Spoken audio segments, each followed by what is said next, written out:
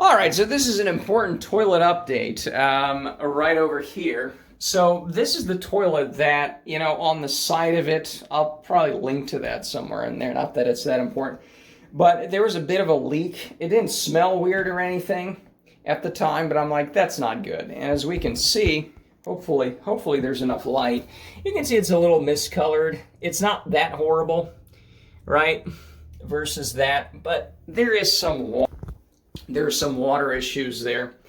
So now that was, I don't even know, a year ago or something. So basically I just put some tape over the toilet so I wouldn't be tempted to use it. I shut the valve off and it kind of evaporated over the past couple of years.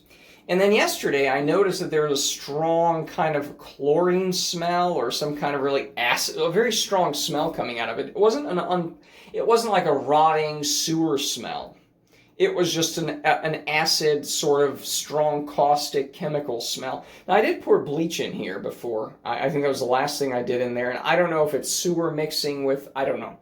But generally, when they take toilets out, they put like a rag on it or something, or maybe even a more elegant solution. But that's basically what happened, is I just started smelling not good things here. So I said, you know what, that's not good. There should be some water in it. It's like a P-trap under the sink. It's so the smell doesn't come up, whatever it is, right?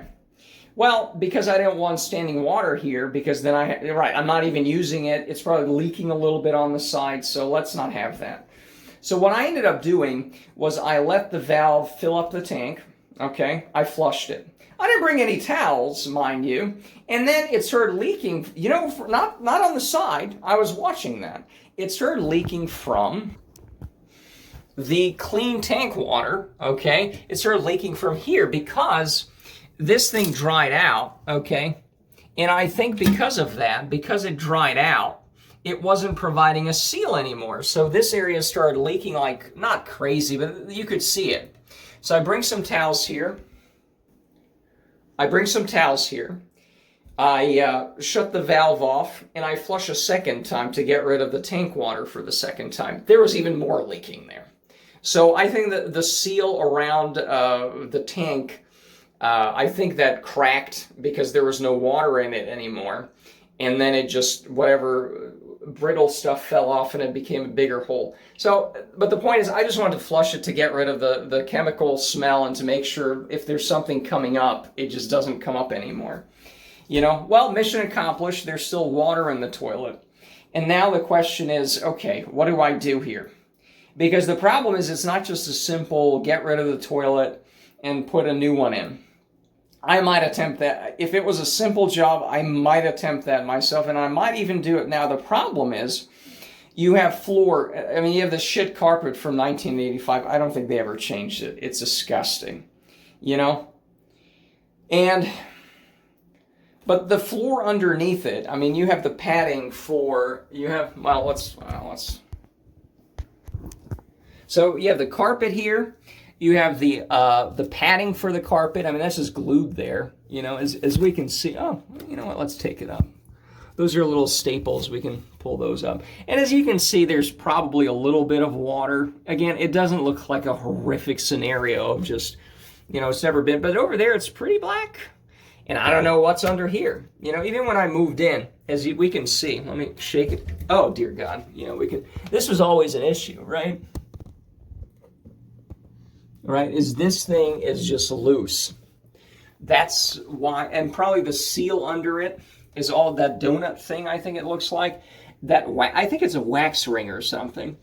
That's 35 years old, right? So that's a disaster, and I don't know what's around it. Now, I looked it up, I'm an expert now.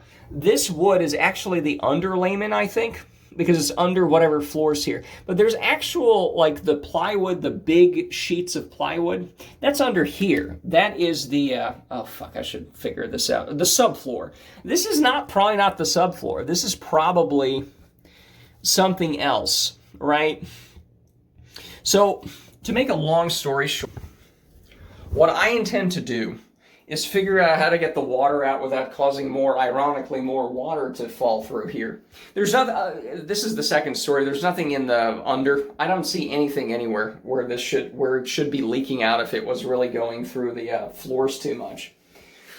But the point is, it's been I sucked up the water from the tank. We'll remove the tank. That's pretty well. You never know with these things because who knows those screws in there, those bolts, how they're welded on. But we can remove that thing, and then we can remove this thing. I'll figure out how to get the water out of here. Now that it's in there, it's a problem because you take it off and then it goes everywhere. How do you take that off? I don't know if the screw on the left side that's not wobbling, maybe that's rusted in there because the one's too loose, the other's, who knows? Who knows these things, you know?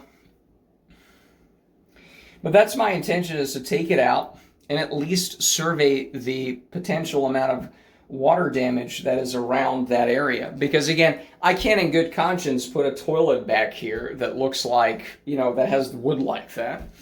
And that's the other problem, is if you get a plumber out here, that's a service charge to even look at this, to, you know. And then, hey, what's the damage like? I don't know.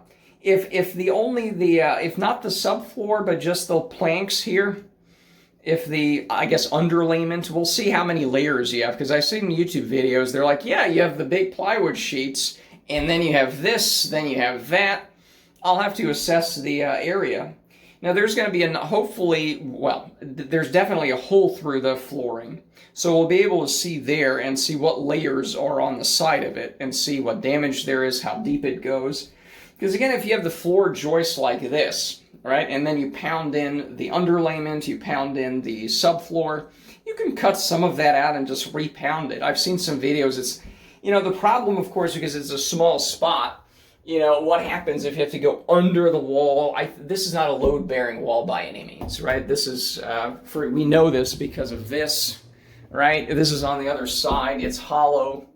In fact, what I would have liked to do at some point is to actually take out both of these walls and this here to open this up. It's so idiotic that you have nice high ceilings everywhere and there's this cramped little toilet area. We might have already discussed this. But that's basically what I'm trying to do, is to remove the tank, get the water out of the toilet bowl, remove that, put a rag on it, and that's it. And to assess the damage, I'll also have to take out the staples, the tack, you know, the rusty nails that are going to give me rabies or whatever rusty nails give me. Tetanus, I think it's tetanus. And also to cut back the carpet here. You know, I was thinking maybe I can cut the whole thing back, you know. But I think I settled on, because of the leak from the tank over here, that I had to get a plumber out a month before the whole toilet gave out, right? Because of that, I already had to peel this back. And I'm thinking, you know what? We just need to peel it back to maybe like a line over here. And we can keep the rest of this beautiful carpet here. But we don't need to take the whole thing out to the cabinets here. Right? We don't, because again, if you're walking through here, we can still leave this. Now, that depends on how much water issue is, but if we peel this back here, we can kind of see. In fact, we can peel a little more, right? Not too much more. You can see that there's a kind of white paint or some kind of beige paint here. Well, let me peel this back too. It doesn't look that bad here, right? Like there's some paint here, maybe from when they were spraying the rest of the house. Maybe that doesn't look too bad, you know? Especially like that. Okay, that's a little bit of wet moisture. It's moist, right? But this is just unpainted and maybe a little scuffed. But I'm not seeing massive water damage here, thankfully. Like you can see that, again, it's not pretty, but it doesn't look like that. That's water damage, a little bit. And we'll see what it is right under, but this doesn't look too bad. That's a little bit of dirt. But if you peel this shit back, I'm not too horrified with this. For 1985, this doesn't look that bad. You know, like my fingers aren't going, it's pretty hard, solid floor, you know? So that's basically it. This is also peeled back. Right? And you can see how disgusting the carpet is. There's bleach because they used bleach in the toilet, right? And then it stains. Oh, it's just disgusting thinking about it. You can also see the discoloration on where the tack goes, this thing that you always step in because they don't bother pounding these out half the time. So you're stepping on a rusty nails. You can see that, right? That's water damage. But this is just old wood, you know, that's not particularly damaged, right?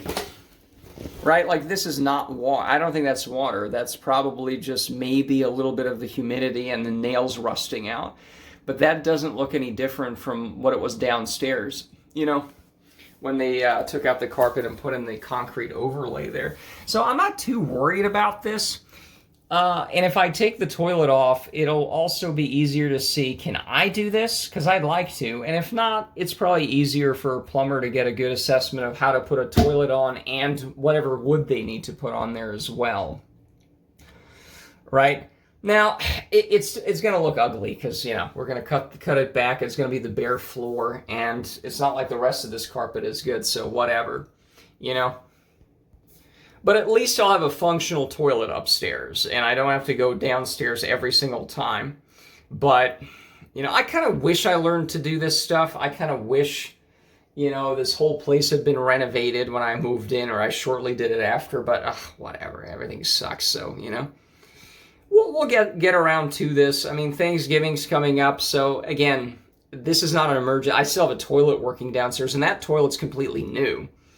So I'm not going to be out of toilet, but I, you know, if I have 2 holes for a toilet here, it'd be nice to have both of them working in case the other one goes out, right? You never know. And, yeah, that's basically it. So, you know, I'll have to remove the tank here. I'll have to disconnect the valve here. That's doable. I'll have to figure out how to drain the toilet. I don't have a draining pump thing. Is there some sucking thing that you can suck the water out like a super soaker? Like suck it out, right?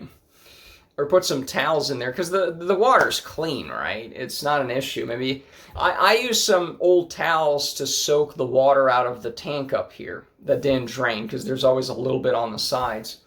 So maybe I can do that here. I mean, that's kind of gross, but I mean, it's clean water, right? And I put bleach in here a long time ago. I mean, that might be the reason it smells weird. But it doesn't smell bad now, so that's good. It doesn't have a bleach smell, blah, blah, blah. So we'll see. I mean, it's a fun project. You know, yeah, just the joys of having an old house, I guess. But here we are. So we'll be doing this. I don't know today. You know, we'll figure it out.